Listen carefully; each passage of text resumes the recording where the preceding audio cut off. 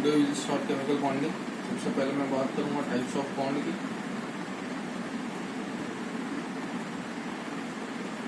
दो तरीके के बॉन्ड होते हैं। पहला होता है इंटर एटॉमिक, दूसरे होते हैं intermolecular.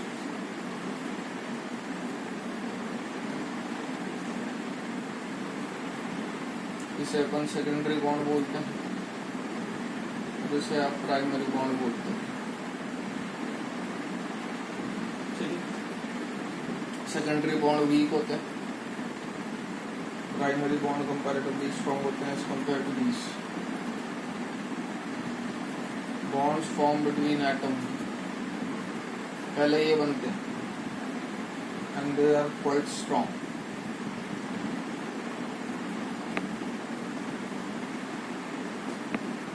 Bond form between molecule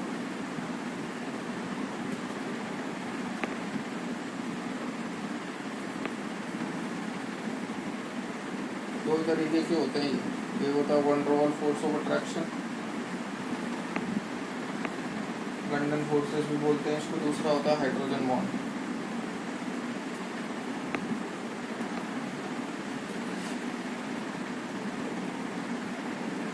ये आयनिक बॉन्ड, कोवलेंट बॉन्ड, ये तीन टाइप के होते हैं। मेटालिक भी होता है बट वो आपके सिलेबस में नहीं है, कोऑर्डिनेट। तो ये होते हैं तीन तरीके के, आयनिक, कोवलेंट, कोऑर्डिनेट। ये होता है वन ड्र वाल हाइड्रोजन। स्टार्ट कर रहा हूँ मैं इससे, इंटर एटॉमिक से। और इसमें सबसे पहले बात करेंगे आयनिक बॉन्ड की।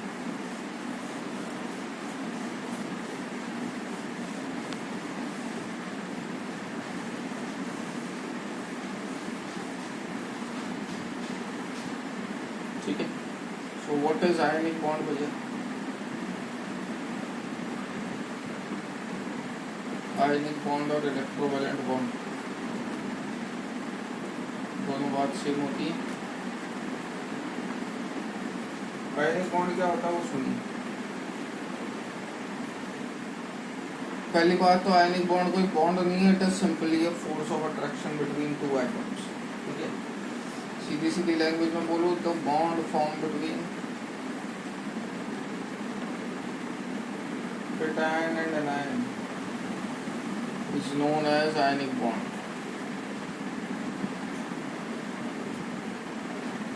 कोई बॉन्ड फॉर्म करता क्यों है? Simple, to complete its octet. ठीक है, तो बेसिकली ये भी लिख ही दीजिए, ionic bond is not a bond, it is simply force of attraction between cation and anion। ठीक है, जैसे Na है, सोडियम और क्लोरीन, 281 लिखोगे इसकी कॉन्फ़िगरेशन,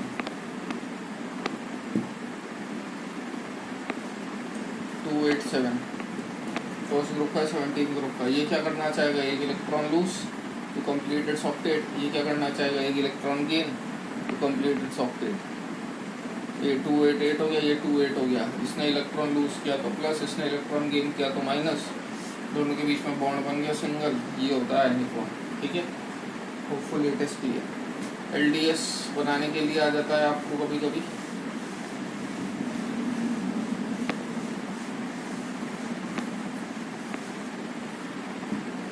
जैसे उसने पूछ लिया कि A2S का फॉर्मेशन बता दो भैया कैसे होगा, तो सल्फर 16 ग्रुप का ये पता होना चाहिए। ठीक है ना, ये नहीं पता तो भूल जाना कि कोई सवाल होगा। ये सल्फर 16 ग्रुप का है, पोटेशियम फर्स्ट का है, पोटेशियम फर्स्ट का है। सल्फर 2 इलेक्ट्रॉन गेन करने में विश्वास रखता है, पोटेशियम फर्स्ट का है तो वो 1 इलेक्ट्रॉन लूज करने में विश्वास रखता है। चार्जेस हमेशा बैलेंस आउट होने चाहिए। सल्फर पे -2 चार्ज है, इस पे +1 चार्ज है, तो ऑब्वियस सी बात है आपको 2 पोटेशियम लेने पड़ेंगे सो दैट +2 और -2 बैलेंस आउट ईच अदर। तो फॉर्मेशन ऑफ कंपाउंड K2S यही होती है एलडीएस स्ट्रक्चर की। सपोज आपसे MgO का फॉर्मेशन करवा दें, ऑक्सीजन अगेन आउटर मोस्ट में 6 है, मैग्नीशियम 2, ये अपने 2 देने में विश्वास रखेगा। ऑक्सीजन को लेने में विश्वास रखेगा। ठीक है, ये मैग्नीशियम ऑक्साइड की स्ट्रक्चर हो गई। अब क्योंकि इसके ऊपर -2 चार्ज है, इसके ऊपर +2 चार्ज है, तो आपको 2 मैग्नीशियम लगाने की ज़रूरत नहीं है, पहले से ही बैलेंस्ड आउट है।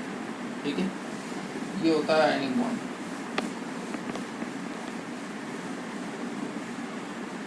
अब इसके बेसिस पे सिंपल सवाल आ जाता है। तो ionic bond is always formed between element of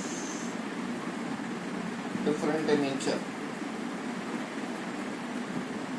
मतलब एक एलिमेंट इलेक्ट्रोपॉजिटिव होना चाहिए, दूसरा एलिमेंट इलेक्ट्रोनेगेटिव, या फिर एक मेटल होना चाहिए और दूसरा नॉन मेटल। इनके बीच में जो बॉन्ड बनेगा वो कौन सा होगा? Ionic bond. मेटल में कौन कौन आते हैं भैया? ग्रुप 1, ग्रुप 2 और ग्रुप 3 के एक्सेप्शन है इसमें। 1 में हाइड्रोजन मत ले लेना। नॉन मेटल में कौन कौन सा ग्रुप इंक्लूड करना है? 15, 16, 17। नॉन मेटल में आपको लिखवा चुका हूँ पीरियोडिक टेबल में। नॉन मेटल कौन है? फन नकल ब्रदर इज पहलवान, उसे मत ले लेना। ठीक है, तो बाकी मेटल और नॉन मेटल के बीच में जो बॉन्ड बनता है वो कौन सा बॉन्ड होता है भैया? Ionic bond. कोई अगर आपसे पूछे कि arrange the following in increasing order of ionic character,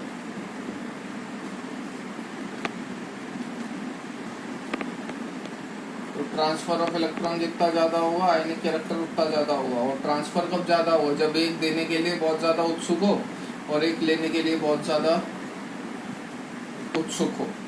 तो आयनिक कैरेक्टर बेसिकली डायरेक्टली प्रोपोर्शनल होता है इलेक्ट्रॉन नेगेटिविटी के। Electron negative element which is the most electron negative element in the periodic table? Fluorine. Which is the most electropositive element in the periodic table? Caesium. तो obvious सी बात है ionic bond उनके अंदर सबसे ज्यादा होगा। LiF, NaF, KF, RbF, CSF। Suppose इसमें आपसे आयनिक कैरेक्टर पूछ लिया तो फ्लोरीन फिक्स है, उसके बेस पे डिफरेंशिएट नहीं कर सकते। लेने वाला फिक्स है, तो जो आसानी से दे देगा उसका आयनिक कैरेक्टर सबसे ज्यादा आसानी से कौन देगा? सीजियम। एक और एग्जांपल ले लें, NaI, NaBr, NaCl, NaF। अब इसमें देने वाला फिक्स है, सबसे आसानी से खींचेगा कौन? ठीक है, ये कुछ एक बेसिक एग्जांपल है। यहाँ खत्म होता है आयनिक बॉन्ड।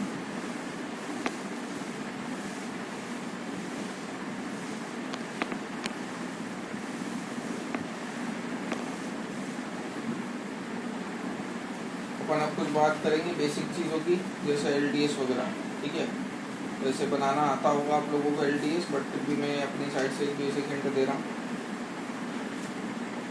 सो दैट आगे जाके कोई कमी ना रह जाए। ठीक है, न्यू शॉर्ट स्ट्रक्चर।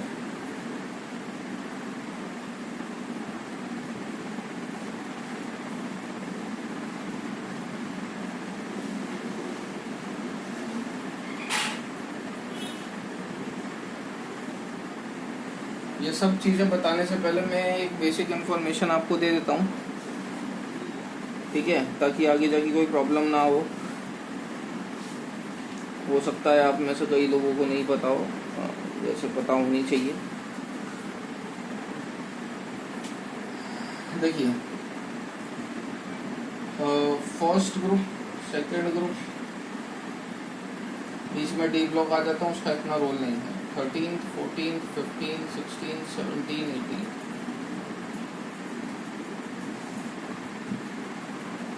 तेरह, 14, 15, 16, 17, 18। First, second. इसके आउटर मोस्ट में होता है 1 इलेक्ट्रॉन, इसके आउटर मोस्ट में होते हैं 2 इलेक्ट्रॉन। इनको लिखने का तरीका 2 और 8 फिक्स रखो, बची कुची कसर बैलेंस इलेक्ट्रॉन पूरी करेंगे। 3, 4, 5, 6, सिमिलरली 7 और इनके में 8 होते हैं। ठीक है, तीनों को जोड़ोगे तो 13, 14, 15, 16, 17, 18। तो ये जो बाहर वाले हैं ये वैलेंस इलेक्ट्रॉन है भैया, आप खुद ही दिमाग लगा लें। इसमें वैलेंस इलेक्ट्रॉन कितने हैं? 3। ऑक्टेट कंप्लीट करने के लिए 3 देना चाहेगा कि 5 लेना चाहेगा? ऑब्वियस सी बात है 3 देना चाहेगा, देयरफॉर इट शोज +3। इसकी बात करूंगा 15 की, 5 देना चाहेगा कि 3 लेना चाहेगा? 3 लेना चाहेगा। अरे 2 ऑप्शन है ना टू कंप्लीट इट्स ऑक्टेट, या तो 5 दे दे या 3 ले ले। 3 लेना ज्यादा पसंद करेगा। अब इलेक्ट्रॉन लेगा तो चार्ज क्या आएगा? -3 -2 -1। ऑक्टेट पहले से कंप्लीट है, कोई चार्ज नहीं, 0। बात आ जाती है 14th की। 14th में 4 इलेक्ट्रॉन होते हैं, 4 या तो 4 दे दे या 4 ले ले।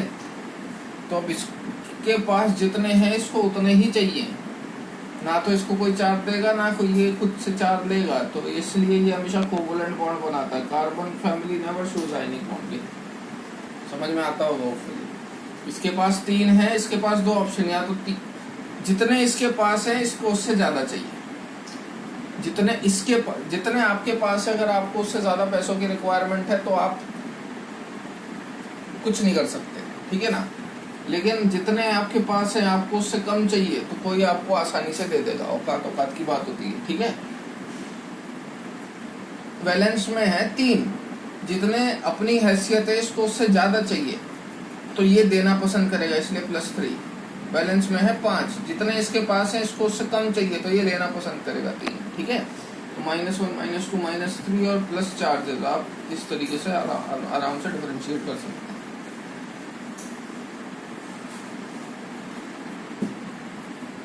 खैर, जैसे कि मैंने NaCl बोला, NaCl का स्ट्रक्चर बना दो भैया। तो क्लोरीन 17 ग्रुप का है, 7 है।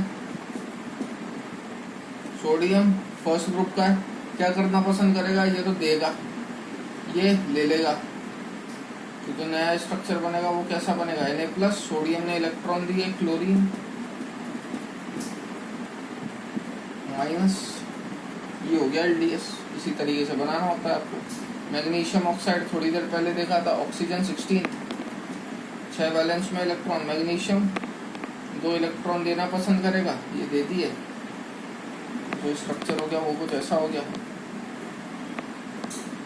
अब मैग्नीशियम ने कितने दिए? 2 दिए, तो +2। ऑक्सीजन ने कितने लिए? 2 लिए, तो -2। इस तरीके से आप LDS बना सकते हो। चार्जेस हमेशा बैलेंस आउट होने चाहिए होता है। जैसे AlCl3, क्लोरीन के बैलेंस में कितने? 7। एल्यूमिनियम 3 देना पसंद करता है, लेकिन क्लोरीन को अपना ऑक्टेट कंप्लीट करने के लिए कितना चाहिए? सिर्फ 1।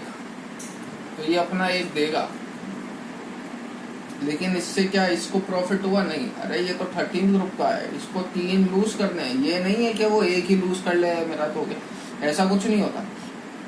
काम दोनों का कंप्लीट होना चाहिए। अगर कैटायन का ऑक्टेट कंप्लीट हो रहा है तो एनायन का भी ऑक्टेट कंप्लीट होना चाहिए, तभी वो इलेक्ट्रॉन एक्सेप्ट करता है। सिमिलरली अगर एनायन का ऑक्टेट कंप्लीट हो रहा है तो कैटायन का ऑक्टेट भी कंप्लीट होना चाहिए, तभी वो इलेक्ट्रॉन देगा।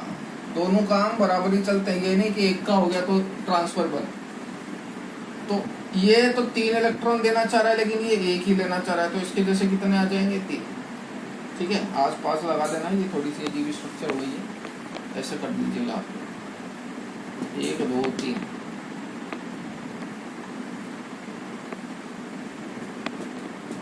उसमें भी कुछ गलत नहीं था वैसे, है ना, वो भी बना सकते हैं।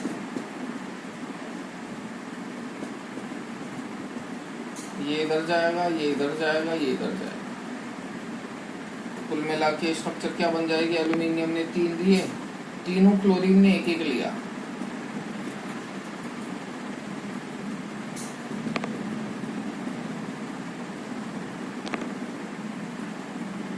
-1 ठीक है। तो +3 -3 का चार्ज, ये हो गया इसका LDS। ओवरऑल लिख दीजिएगा Cl3 -1, ठीक है। तो 1 क्लोरीन पे -1 का, तो 3 क्लोरीन पे -3 का।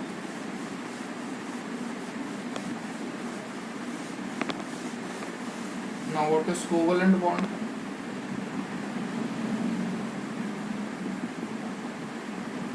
Covalent bond is nothing but sharing of electrons.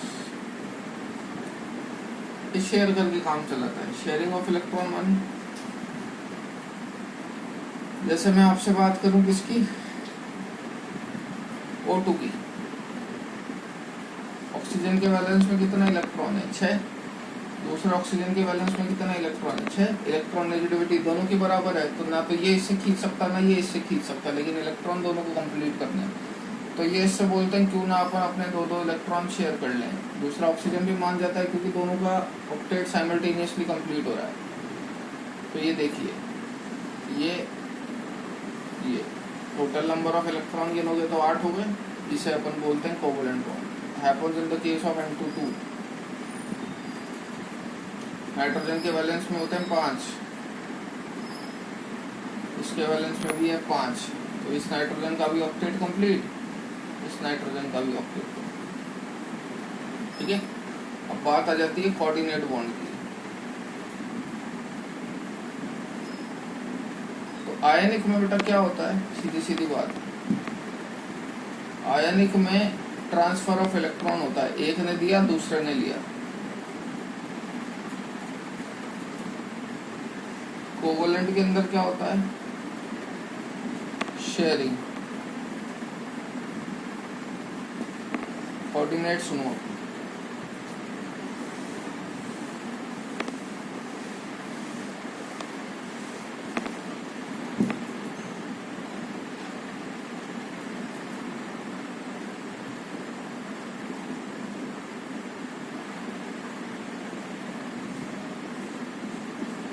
Coordinate bond के अंदर एक का ऑक्टेट रहता है कंप्लीट, दूसरे के पास रहता है वेकेंट और वाइटल। इसको इस तरीके से समझ लें, एक भिखारी है जिसके पास खाली कटोरा है, एक अमीर आदमी आया जिसके पास भगवान का दिया हुआ सब कुछ है और उसने उस भिखारी के खाली कटोरे में कुछ पैसे डाल दिए। ये होता है कोऑर्डिनेट बॉन्ड। जैसे H3O+, H3O+ कैसे बनता है, H2O को H+ गेन करवा दो, इट फॉर्म्स H3O+। बात समझिएगा। ऑक्सीजन के बैलेंस में 6 थे।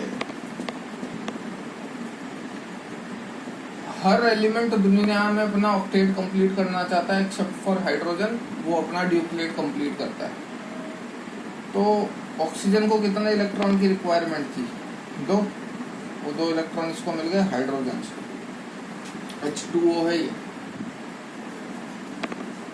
तो हाइड्रोजन का ड्यूप्लेट कंप्लीट हो गया। ड्यूप्लेट माने 2 इलेक्ट्रॉन, क्रॉस से दिखा रहा हूं उसको।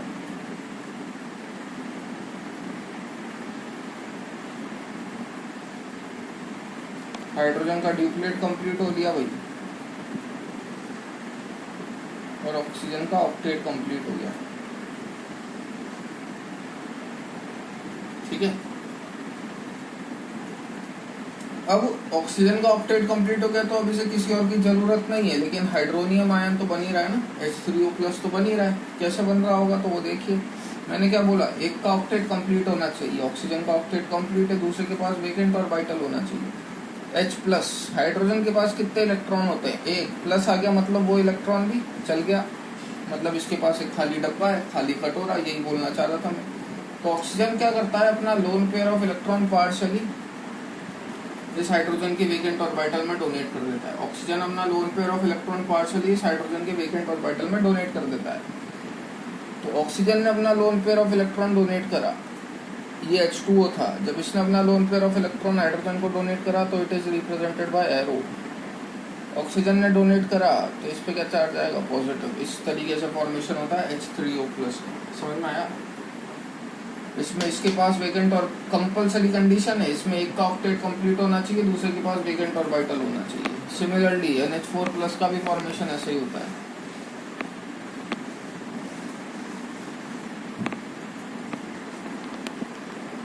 नाइट्रोजन के बैलेंस में कितने हैं,